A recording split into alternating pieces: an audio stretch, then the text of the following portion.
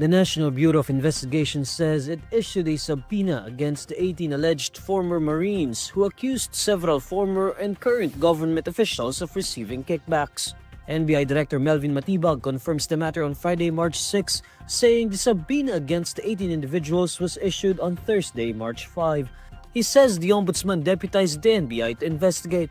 On Thursday, Ombudsman Boying Remulla said that the 18 alleged former Marines were acting for what he described as political effect. Remulla said that while several signatories were no longer in active service, 6 were charged with murder. Lawyer Levito Baligod introduced the 18 persons as former Marines who claimed to have served as bagmen in delivering 805 billion pesos in purported kickbacks from anomalous flood control projects. Baligod also alleged that President Bongbong Marcos masterminded the scheme. He claimed the funds were provided to several politicians, including former House Speaker Martin Romualdez and former Ako Bicol Party List Representative Zaldi Co. The former Marines allegedly worked as security personnel for Co. Following this, Palace Press Officer Claire Castro described the allegations as a lousy script and not award-worthy, saying they are solely a smear campaign against the president. The Chinese embassy in Manila denies allegations that individuals linked to China were involved in espionage and foreign-directed malign activities in the Philippines.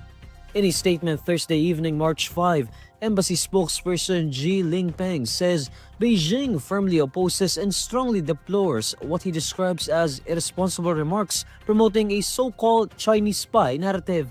The National Security Council earlier said it uncovered what it described as a serious national security matter involving suspected espionage activities allegedly linked to China. The council said individuals were acting on behalf of Chinese intelligence.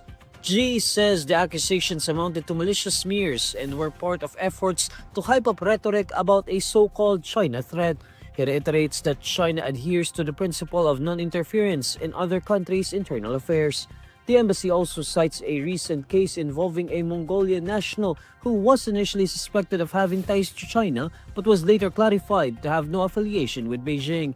G says the incident underscored the need to avoid premature conclusions. G warns that continued accusations could strain bilateral relations. Philippine authorities earlier said several Filipinos suspected of spying for China had been apprehended as part of a counterintelligence investigation. According to a report by Agence France Presse, at least 3 Filipino nationals were involved.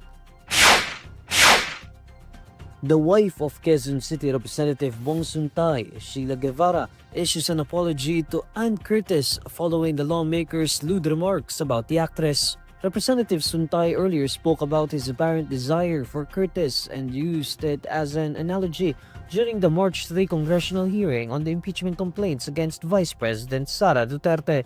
Guevara stresses that she does not condone her husband's lewd remarks about Curtis. She denies rumors that she laughed and approved of what her husband said. She then addresses Curtis and her family, expressing regret over the matter. Guevara further underscores that all women deserve respect and that she will never compromise on this value. She also appeals to the public to respect her and her children's privacy since they are not public figures. As a mother, she laments at how her children are being targeted and harassed for something they had no part in. Representative Suntay earlier apologized to those who were offended by his remark, although he insisted it carried no malice. However, he later admitted that he had not seen Curtis in person and that his controversial remark was a fictitious situation that he made up. While Anna has yet to comment on the matter, her sister Jasmine Curtis Smith and mom Carmen earlier condemned Suntay's statement.